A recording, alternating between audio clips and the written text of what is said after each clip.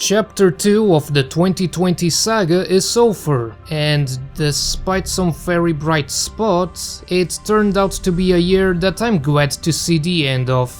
The first half of the year was great. I started with about 830 subscribers, but view numbers were reaching new heights, and I ended June with over 1100 subscribers, which meant that I could join the YouTube Partner Program and earn a bit of doge by placing ad breaks on the videos. A decision that I feel no regret about anymore, since YouTube recently started placing ads even on non-monetized channels. But starting with July, the momentum started falling, and I went back to early 2020 levels of view numbers. This isn't some crazy conspiracy, of course, it's just that it was summer and the human malware restrictions were being lifted all over the world, and people were going out instead of staying at home watching the latest and greatest Merry Bytes videos. In fact, it seems that this was a YouTube-wide problem, and even the big established YouTubers I follow were struggling with lower numbers. In a way, it's kind of comforting to know that it's not just me doing something wrong. What is some crazy conspiracy is that the channel was getting crazy amounts of views during the last week of December, thanks to the updated Gold 97 video. I have to say, it was kind of funny to see the channel break records right at the very end of the year. I thought that maybe some big YouTuber made a video about the subject, or that maybe it was posted somewhere and got a lot of traction, but no. One day, YouTube just randomly decided to show it to a lot more people than it ever did previously. The algorithm continues to evade my understanding, as does YouTube's decision to remove dislikes to make content creators and big brands feel better, while still showing them in the studio interface. But whatever the reasons, the takeaway is that I still failed to reach the 1500 subscriber goal I set previously. I'm not too far away, but I did say that I could reach it, something that clearly aged like milk. On the positive side, I got my first payment right before Christmas Eve, which was a moment of pride and accomplishment. That was pretty cool, and thanks to December being the most profitable month of the year and the last week being strangely successful, I'm kicking off 2022 with a good start. This was also the year in which I explored one of the perks of being a YouTuber and tried contacting 3 publishers and asking for review copies. For the first one, I contacted a publisher directly through their PR email, since they encouraged content creators to get in touch with them. I explained what I do, what my channel is about, and so on, and requested a key for the game I was interested in. I didn't get a reply. The second attempt was through one of those review copy services. The process is pretty simple. You connect your YouTube account, you apply for the game you want, and you hope the company accepts and sends you a review copy. We get paid in free games, and they get paid in exposure. I also didn't get anything from this one, but I did from the third one. If you've watched that video, you know already that it's Monster Harvest. So what does this mean exactly? Do I have any guidelines to follow?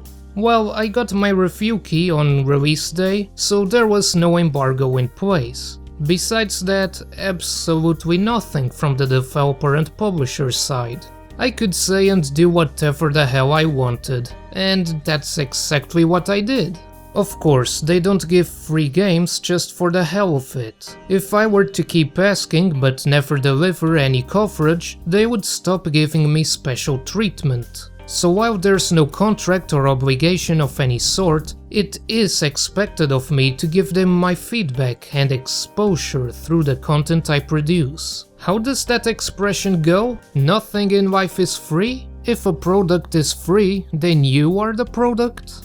Review copies can come with great benefits. The most obvious one is that I don't have to pay for the product, but pre-release access to a game also means I can have a video on release day, when most people will be looking for information on it.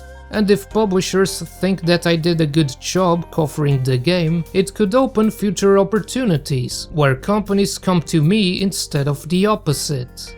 But it also comes with its own implications, such as warping my perspective of value and my audience's perspective of me.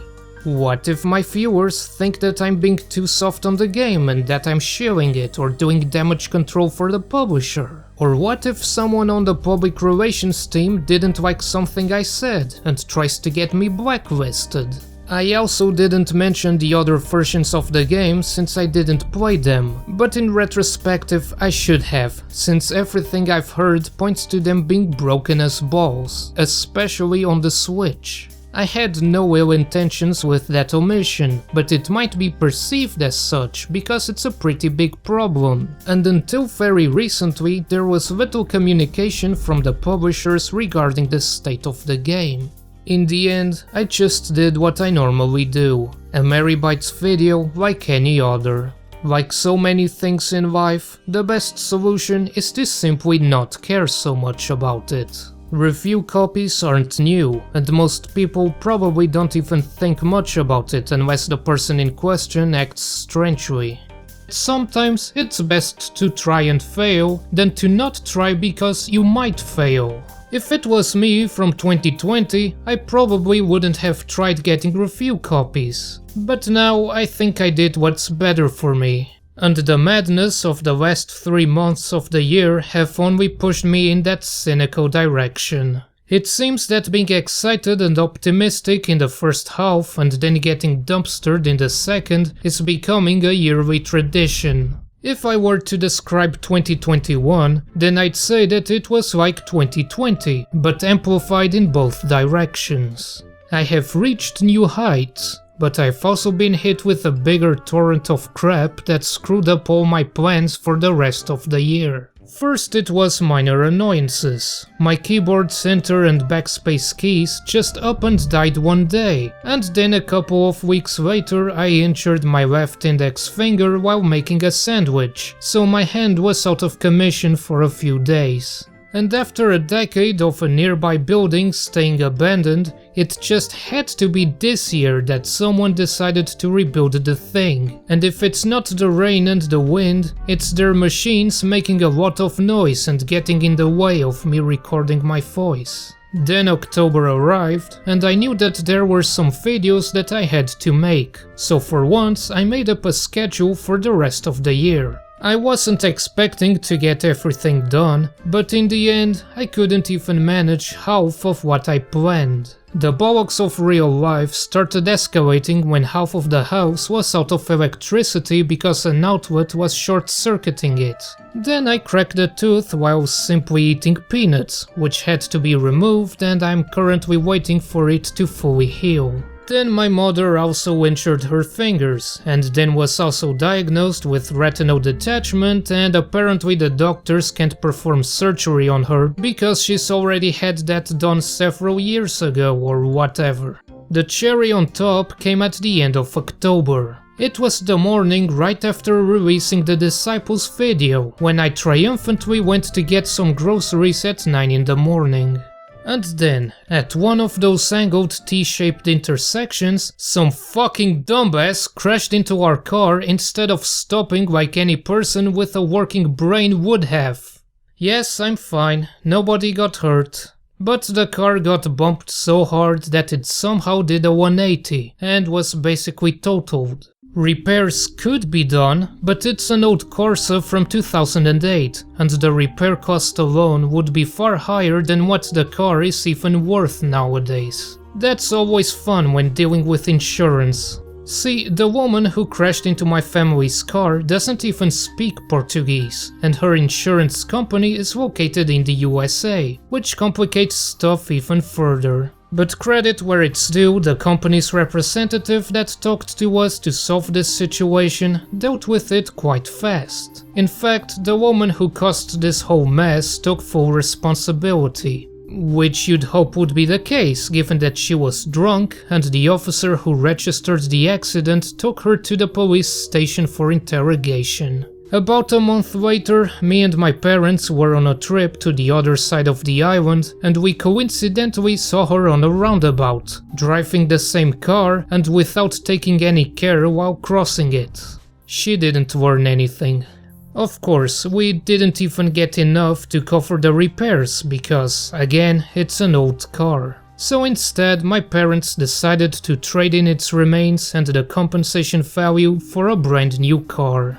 Yes, maybe we could have taken them to court, but we don't have the money nor the time to wait for years before we get results from the circus that is our country's law and justice. But hey, that's still better than what our own insurance company did, and by that I mean they did nothing. They basically washed their hands of the situation because they don't work with foreign companies or whatever excuse they had. Suffice to say, once the situation was solved, we ended our decades-old contract and told them to go rot in hell. So where am I going with this conveniently timed sub-story?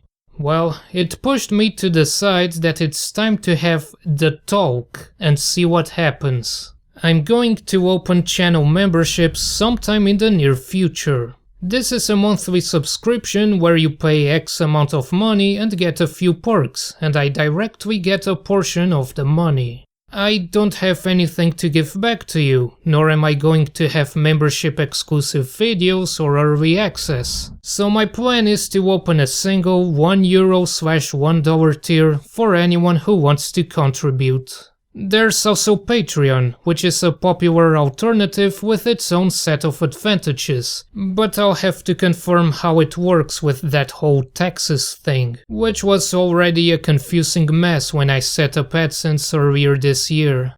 But first, I've got some videos to finish, some that I promised I would do in 2021, but obviously that went down the toilet. Speaking of things that went down the toilet, I didn't pay much attention to coronavirus this year until December, firstly because the government and the media suck at communicating anything useful, but secondly because it just hasn't been very eventful here in the Azores. Every week there was maybe 1 or 2 cases in each island, aside from São Miguel, which continued to get hit the hardest. We still wore masks and took precautions, but where I live, it was effectively a non-issue. But that's quickly changing with the Omicron variant, which has been surging everywhere in the world, and at a ridiculous speed too. In fact, I think we've had more cases in December alone than we had throughout the rest of the year, which would be a lot more scary than it currently is if it wasn't for the fact that Omicron seems to be very infectious, but less dangerous than the previous variants.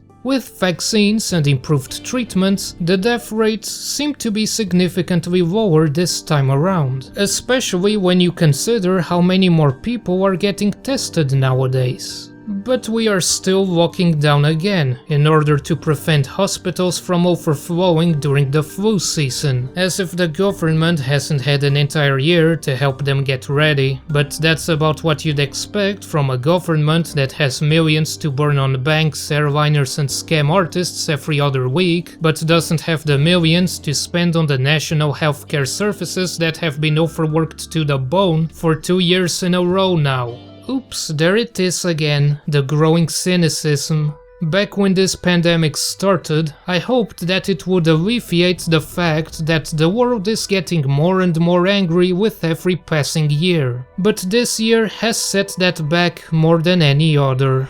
And that's something that, at least for myself, I want to push back this year. I started this channel as Merry Bites, but it's getting close to Cynical Asshole Bites. I'm sure that 6 months from now I'll have settled down a bit. I won't be feeling this edgy bitterness about everything that happened. I'll grow fond of the good things that did happen during the year. I might even start to enjoy driving a new car without going paranoid at every turn. As for my plans for YouTube, I'll continue to do whatever it is that I'm doing right now, and I guess that I'll aim for 2,000 subscribers as an easy goal. Let's hope that doesn't age like milk as well, and 3,000 as an exciting bonus goal. Yeah, that sounds fun. Right now, all I can say is, I wish you a late Merry Christmas and a late Happy New Year. I'm sorry about the lack of anything in December, but it's been a bit chaotic recently, let's just put it that way. It's a good thing that the end of a year is always the best time to clean up my folders, organize stuff, and prepare to start fresh again. So thank you very much for checking out my videos. I wish you a happy 2022.